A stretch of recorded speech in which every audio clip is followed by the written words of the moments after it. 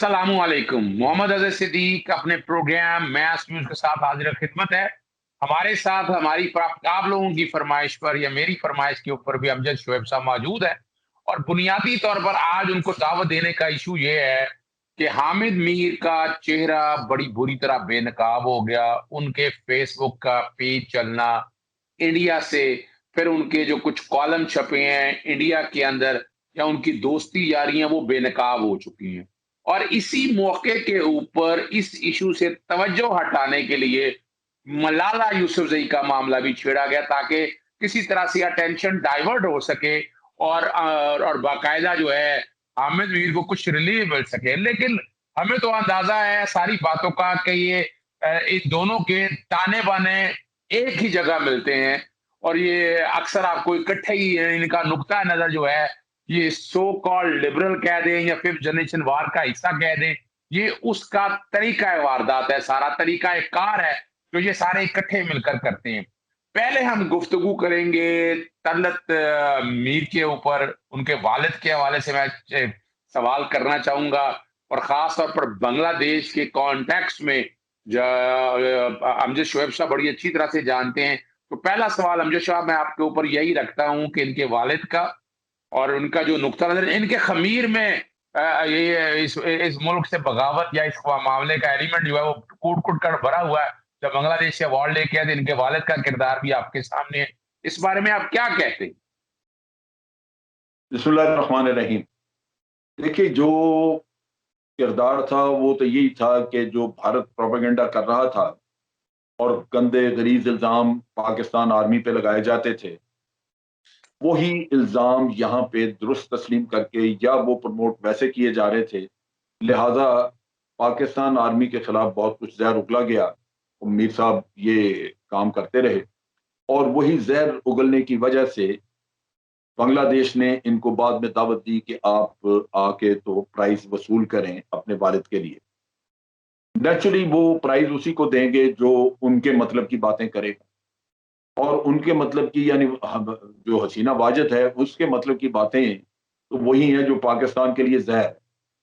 तो ये हमें भी सोचना चाहिए। हामिद की एक चीज जो मैंने देखी वो तो वहां पे नेचुरली ये जाके इसने तकरीर भी की और कहा जी कि पाकिस्तानी जर्नैलों को भी सजाएं होनी चाहिए और वो अवार्ड भी वसूल किया। बहुत सारी ऐसी दिल दुखा देने वाली बातें की वहां पे जो कि मैं समझता हूं कि एक जिम्मेदार आदमी को नहीं करनी चाहिए। लेकिन बहरहाल बाद में ये हुआ कि यहाँ पे डॉक्टर जुनेद हैं कराची के, उन्होंने एक बड़ी डिटेल्ड रिसर्च की और किताब लिखी बांग्लादेश की उस जंग के बारे में और उन्होंने बाद के हालात जो हुए उसमें चूंकि ऐसी गवर्नमेंट्स आई बाद में जो न्यूट्रल गवर्नमेंट्स थी तो वो उन्होंने तहकीकात जब की तो उनको सरकारी कागजात तक रसाई मिली। डॉक्टर जुनेद को मेरे पास उनकी किताब भी है। उन्होंने रिसर्च के बाद बताया कि ये सारा कुछ झूठा है, पाकिस्तानी फौज ने वहां रेप नहीं किए। उन्होंने बताया कि यहाँ पे जब गवर्नमेंट ने ऐलान किया कि जनाब जिन जिन खवातीन के रेप हुए या जिनके उनके रिश्तेदार वगैरह आए बताएं केस रजिस्टर कराएं ताकि इसके ऊपर तहकीकात की जाए तफसील हो, तो वो कहते हैं कि जनाब वो को 100 से ज्यादा लोग नहीं थे और उनमें बहुत सारी ऐसी खवातीन थी जिनको मुक्ति बानी वालों ने किया हुआ था या इंडियन आर्मी ने किया हुआ था। इसी तरह वो कत्ल वाले लोग भी जिन लोगों ने पाकिस्तान के लिए लड़ाई की या पाकिस्तान को सपोर्ट किया, अल बदर अल शम्स के लोग, उनमें यूनिवर्सिटियों के प्रोफेसर भी थे, कॉलेज वो यूनिवर्सिटियों के टीचर भी थे, लड़के भी थे। उनको मुक्ति बानी ने कत्ल किया और बाद में कहा कि जनाब जितने हमारे इंटेलेक्चुअल्स थे उनको पाकिस्तानी मार गए। अब जब ये रिसर्च हो गई तो हामिद मीर ने उनको डॉक्टर जुनेद को अपने प्रोग्राम में बुलाया। उन्होंने फिर सारी वजाहत की कि जनाब कैसे कैसे ये सारा कुछ हुआ। मैं उस प्रोग्राम में मौजूद था एक में और फिर उसमें हामिद मीर ने माफी मांगी। उसने कहा जी मैं कौम से माफी मांगता हूं गलत बयानी पे। और फिर इसने अवार्ड जो लिया हुआ था उसने कहा जी मैं ये एम्बेसी में जाके वापस कर दूंगा। अब ये किया नहीं किया, मैं एक चीज जो मैं समझा वो ये कि आज ये पाकिस्तान के बाकी अवाम को भी मैसेज चले जाना चाहिए क्योंकि यहाँ पे आम लोगों को पढ़ने पढ़ाने की आदत नहीं है, किताब से दूर रहते हैं। नतीजा ये कि उस रिसर्च को तो नहीं पढ़ा लेकिन शायद कुछ ने टीवी प्रोग्राम देखा हो। میں وہ پرسپشن درست کرنا چاہتا ہوں کہ حامد میر نے جس پرسپشن کو بڑا اسٹرانگلی سپورٹ کیا تھا اس پہ اس نے معافی مانگی، اور پاکستان کے عوام کو یہ پتہ لگنا چاہیے کہ یہ نیریٹو ہی غلط ہے۔ صدیق صاحب، ہوا یہ تھا کہ جب بنگلہ دیش کی جنگ ہوئی تو جن لوگوں نے، پاکستانیوں نے، جنہوں نے جنگ دیکھی، لڑی، یا جو ہمیں بھارت کے نیریٹو کو کاؤنٹر کر سکتے تھے یا اپنی سچائی بتا سکتے تھے، وہ تو بھارت کی قید میں چلے گئے۔ لہذا ایک ویکیوم تھا جس میں بھارت اپنا نیریٹو اکیلا پروموٹ کرتا رہا۔ وہ جو 2-3 سال گزرے اس میں ایک پرسپشن ورلڈ وائڈ ایسی بلڈ ہوئی کہ پاکستان آج دن تک مجرم گردانا جا رہا ہے، اور اس میں ہمارے لوگ شامل ہیں، یعنی ہمارے لوگ ہیں اس میں، بہت سارے یہ لبرل سارے ہی ہیں تقریباً۔ تو یہ چیز بھی لوگوں کو سمجھنی چاہیے۔ اب جب ہمارے لوگ واپس آئے تو کئی صحت کے حالات ان کے اچھے نہیں تھے، نوکریاں ان کی ختم ہو گئیں، کئی لوگ جو تھے ان کو ویڈ آؤٹ کر دیا گیا فار سرٹن ریزنز، اور جو لوگ سروس میں رہ گئے ان کے شاید میموائر جب چھپے بعد میں کافی وقت کے بعد، 2 کتابیں میرے پاس ہیں، لیکن ان کی اتنی مارکیٹنگ نہیں ہوئی۔ تو بات یہ ہے کہ یہ بھی ہماری قوم کو سمجھنا چاہیے کہ جو کچھ بھی کیا جاتا ہے، لیکن میں اسی چیز پہ حامد میر کو بالکل بری الذمہ نہیں سمجھتا۔ میں سمجھتا ہوں کہ وہ اپنے جوش میں یا اپنا جو بھی انہوں نے کرنا تھا، جیسے اجمل قصاب کے قصے میں ان کا کردار رہا، وہ آج دن تک وہ کردار جو ہے وہ میں سمجھتا ہوں کہ مناسب نہیں تھا۔ اسی طرح بہت سارے اور موقعوں پہ یہ جو ہمارے ٹی ٹی پی کے لوگ تھے، ٹیررسٹ تھے، ان کو ڈیل کرنے میں یا کئی چیزوں میں مجھے یہ لگتا ہے کہ وہ صحافت سے کچھ قدم آگے جاتا رہا۔ یہ چیز جو ہے یہ حامد میر کو سمجھنی چاہیے کہ اگر اللہ نے اس کو عزت دی تھی، ایک اسٹریچر دیا تھا، تو اس کا صحیح فائدہ یہ تھا کہ وہ حب الوطنی کے جذبے میں رہ کے تو کم از کم وہ بات کرتا جو کم از کم ملک کے اداروں کو ذلیل نہ کرتی۔ لیکن اگر آپ سمجھتے ہیں کہ میری شہرت جو ہے وہ اسی سے بنے گی کہ آپ بے توقیری کریں اپنے اداروں کی، اور دوسرے ملکوں میں بھی انٹرنیشنلی بھی آپ کو پذیرائی ہوگی، اس میں کوئی ایسی آپ نے کوئی نوبل پرائز ون کرنے والی تو بات نہیں کی، آپ نے صرف ادارے کو بے توقیری کیا ہے۔ تو یہ بھی آپ کو سمجھنا چاہیے کہ باہر کے لوگ آپ کو کیوں آپ سر پہ بٹھا رہے ہیں، صرف دشمنی میں، پاکستان دشمنی میں۔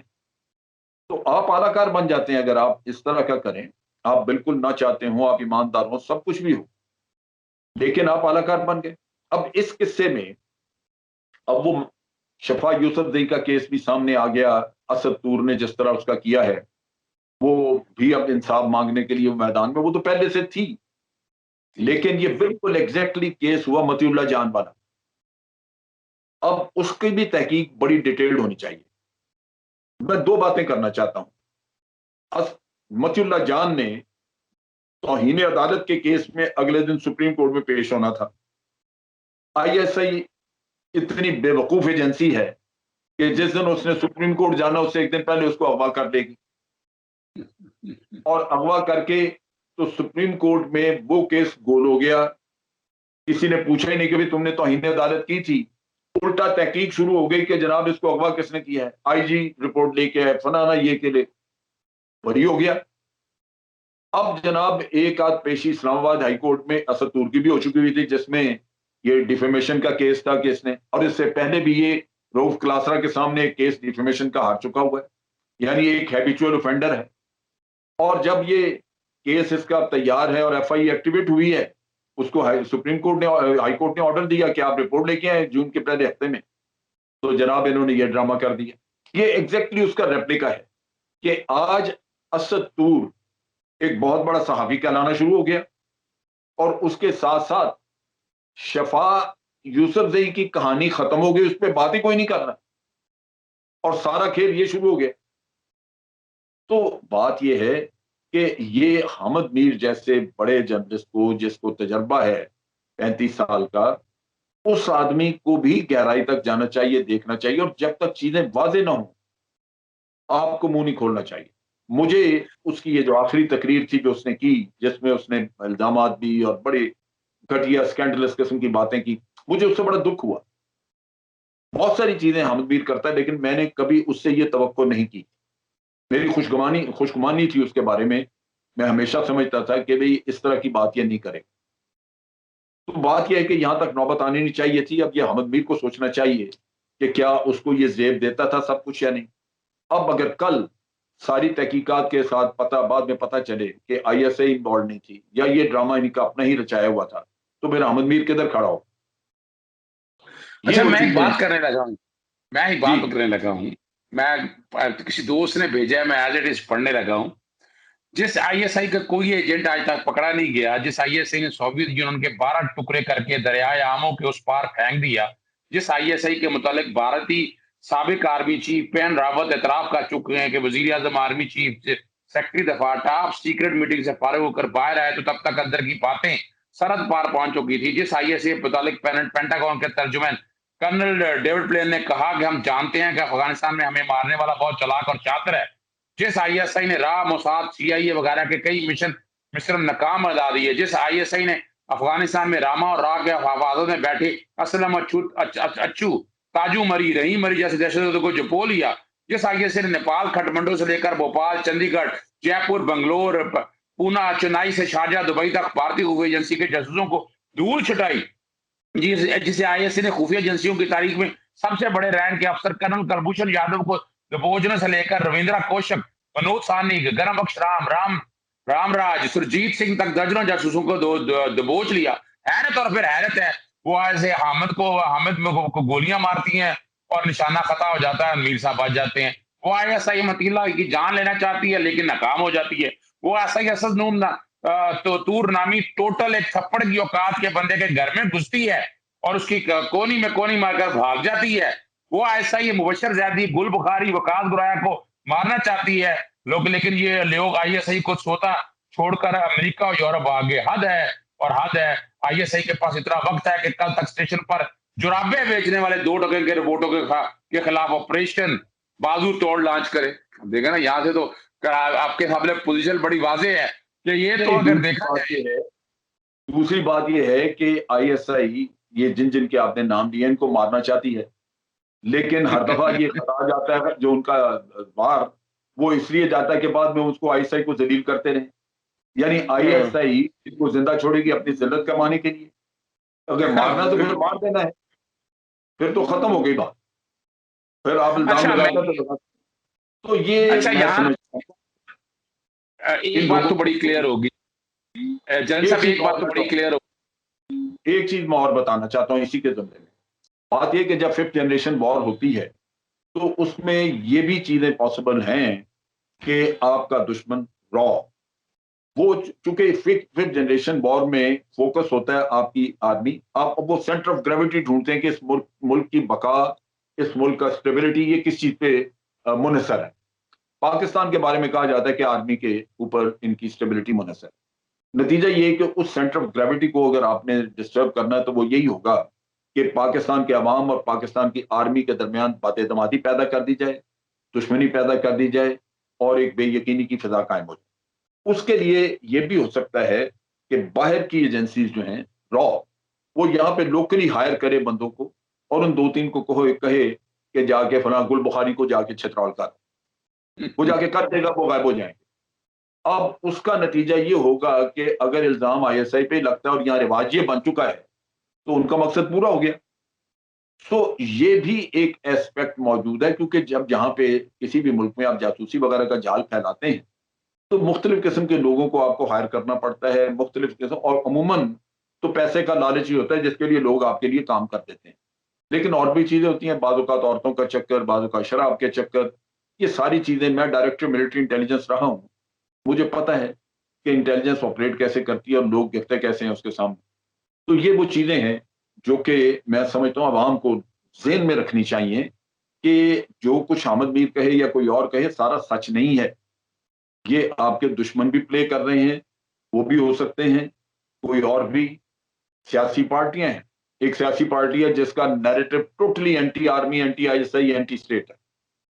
کیا وہ پارٹی یہ ڈرامہ نہیں رچا سکتی کہ بھی اس کو آپ مزید ذلیل کرائیں اسٹیبلشمنٹ کو؟ وہ بھی کرا سکتی ہے. وہ بھی اپنے ورکر کو 2-4 بھیج سکتی ہے کہ جا کے تھوڑی سی اسد طور کو پھینٹی لگاؤ تو بس اس کے بعد شور مچا دو کہ جناب ایسا ہی نہیں کیا. تو بڑا کچھ ہے جو ہمیں سامنے نظر نہیں آتا اور پیچھے ہوتا ہے. لوگوں کو صبر کرنا چاہیے. اچھا ایسا یہ جو آپ بات کہہ رہے ہیں میرے تک اطلاع بھی ہیں کہ نواز شریف نے لندن میں بیٹھ کے یہ سارا پلان بنایا تھا کہ کسی طرح سے ان کا سارا معاملہ ناکام ہو گیا. شہباز شریف نے باہر جانا تھا وہ ایجنڈا ناکام ہو گیا. اب اس کے لیے لندن میں باقاعدہ انہوں نے کوئی جرنلسٹ صحافی بھی ہائر کرنے کی کوشش کی. وہ تھڑے پہ جا کر باقاعدہ رینٹڈ بھی لینے کی کوشش کی. حالات اور واقعات کامیاب نہیں ہو سکے. ابھی جو آپ سے گفتگو میں ہاں کرنا چاہتا ہوں کہ اسٹیج کے اوپر خاص طور پر امن بھی والے معاملے کو دبانے کے لیے مولانا نے ایک میں اس کو کنٹروورشل بیان اس لیے نہیں کہوں گا کہ اس نے بڑی ہوش و آواز سے کیا کیونکہ وہ رہ انگلینڈ میں رہی ہے. اس کی ٹریننگ اپنا MI5 MI6 اور CIA وغیرہ وہ سارے کر رہے ہیں. تو اس نے وہی زبان بولنی ہے جو چاہتے ہیں اور جو نقطہ نظر ہے وہی بیان کرنا ہے. اور یہاں اگر آپ دیکھیں جس پلان کے ساتھ وہ یہاں سے بیٹھ کر نکلی اور یہاں بھی الزامات اسی طرح کے لگائے گئے اور پھر جس طرح فنڈڈ کر رہی ہے برمنگھم میں جہاں وہ رہ رہی ہے جس طرح کی وہ شاہانہ ایک بادشاہوں کی زندگی گزار رہی ہے اور خاص طور پر اس سٹیج کے اوپر جو میری اطلاع ہو سکتا ہے غلط بھی ہوں کہ 2023 کے لیے لانچنگ پیڈ تیار کیا جا رہا ہے اس کے الیکشن لڑنے کے لیے اور الیکشن کے لیے گراؤنڈ جو فراہم کی جائے گی یا پاکستان پیپلز پارٹی میں جو جو ملک دشمن عناصر جو پروموٹ کرتے ہیں وہ یا پاکستان پیپلز پارٹی کے حوالے سے اس سٹیج کے اوپر ملالہ کا یہ بیان دے کر اور اس کنٹروورسی پیدا کرنے کا مقصد آپ کیا سمجھتے ہیں یا جو میں کہہ رہا ہوں آپ سمجھتے ہیں کہ ایسی بات نہیں؟ نہیں، یہ پاسبلٹی موجود ہے. یہ پاسبلٹی کیونکہ یہ ایک تو ٹائمنگز بڑے اس لحاظ سے آپ کہہ لیجئے کہ کوئنسائڈ کرتے ہیں. دوسری طرف یہ ہے کہ ایک نیریٹو اتنا آپ پاکستانی سوسائٹی کے نقطہ نگاہ سے دیکھیں تو یہ نیریٹو بڑے کنٹروورشل نیریٹو ہے جس پہ لازماً بحث ہونی تھی.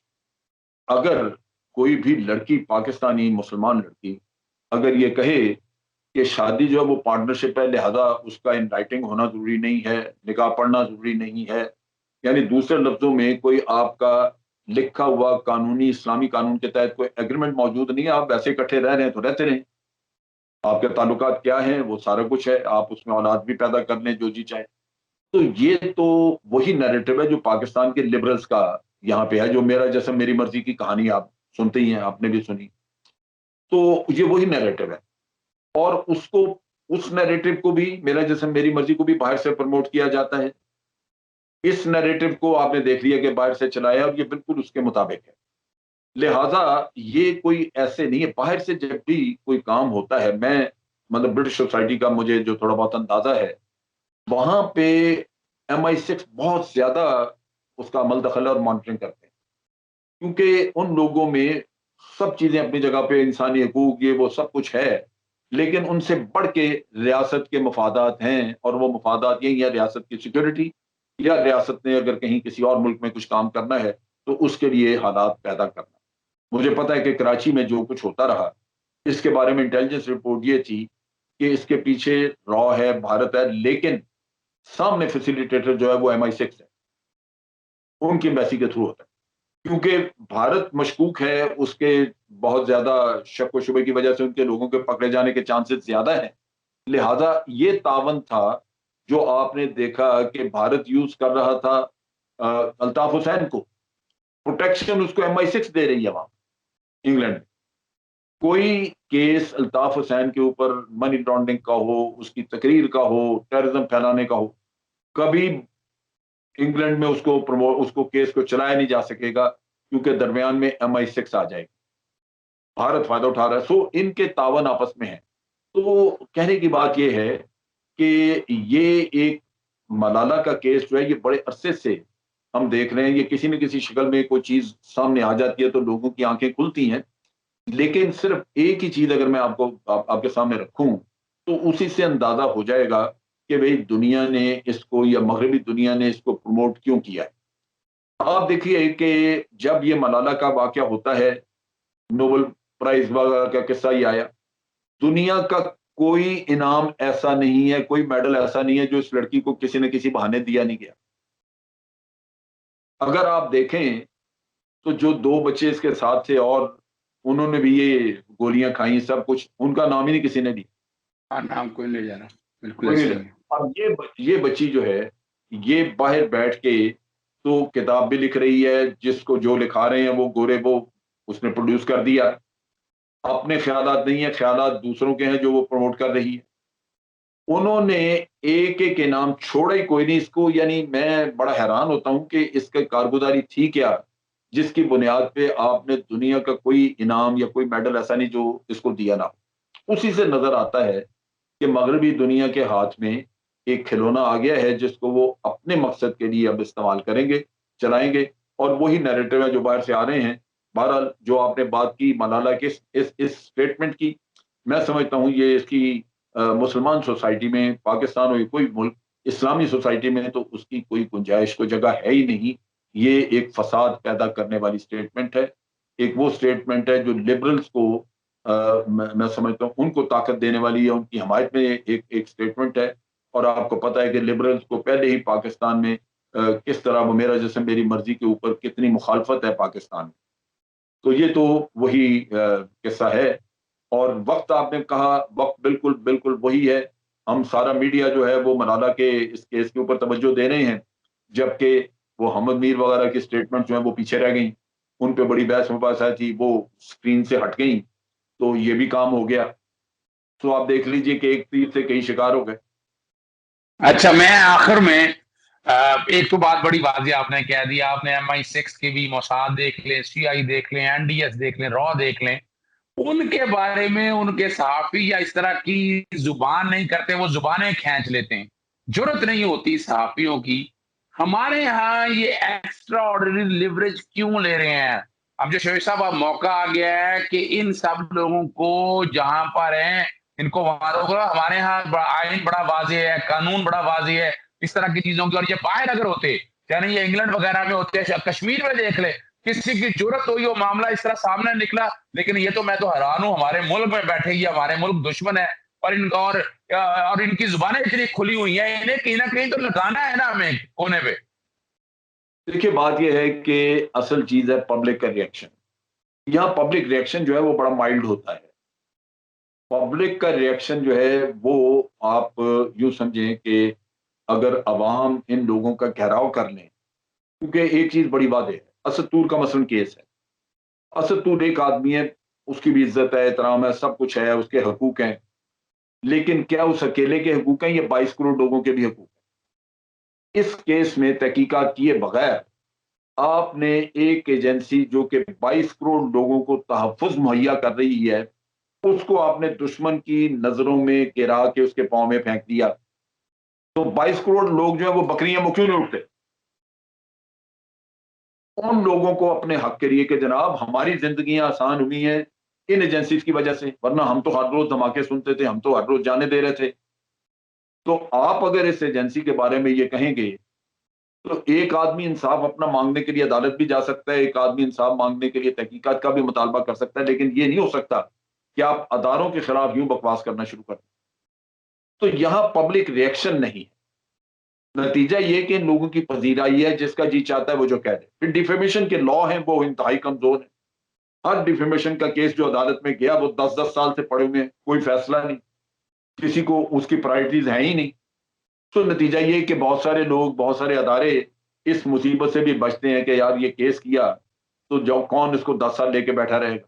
جو لوگ آج اس سے اوپر اپنے لیے توہین محسوس کر رہے ہیں وہ کل ریٹائر ہو کے اپنے گھروں میں چلے جائیں گے, اگلا آدمی شاید اس کو اتنی بھی اہمیت نہ دے. تو ہونا یہ چاہیے کہ اس کے اوپر ایک تو قوانین سخت ہوں, فیصلے جلدی ہونے چاہیے, اور عوام میں شعور ہونا چاہیے کہ آپ کے ادارے عوام کے ہیں جو ان کو تحفظ دے رہے ہیں, جو ملک کو تحفظ دے رہے ہیں. آپ اٹھ کے جس کا جی چاہے وہ یہ اس کے اوپر یوں الزام عائد کر دے, یہ عوام کو برداشت نہیں کرنا چاہیے. اس آدمی کا عوامی احتساب ہونا چاہیے, گھیراؤ ہونا چاہیے, اس کے اوپر پتھراؤ ہونا چاہیے, تاکہ پتہ لگے کہ بھئی آپ 22 کروڑ لوگوں کے حق کے اوپر ڈاکہ مار رہے ہیں. کیا پتا کل نکل آئے کہ جی اسد طور نے خود یہ ڈرامہ رچایا تھا. آپ کس طرح پہلے یہ فیصلہ کر کے تو آپ اس طرح کا کر لیں جب تک کہ آپ کے اپنے کوئی عزائم نہیں. تو ان چیزوں کو پاکستان کے عوام کو سمجھنا چاہیے. یہ ان کی خدمت کے لیے ادارے بیٹھے ہوئے ہیں جن کو لوگ اپنی ذاتیات کے لیے استعمال کر کے خراب کر رہے ہیں. بہت شکریہ امجد شعیب صاحب, بڑی تفصیلی گفتگو ہو گئی, تقریباً ساری چیزیں کور ہو گئی. ناظرین آپ تک اور سامعین ناظرین اور آپ سارے نے معاملات دیکھ کے کمنٹس کریجئے گا, کوئی سوال ہو پوچھیے گا. دوبارہ پھر آپ سے ملاقات ہوگی. ابھی اجازت دیجیے گا. السلام علیکم. خدا حافظ. پاکستان زندہ باد.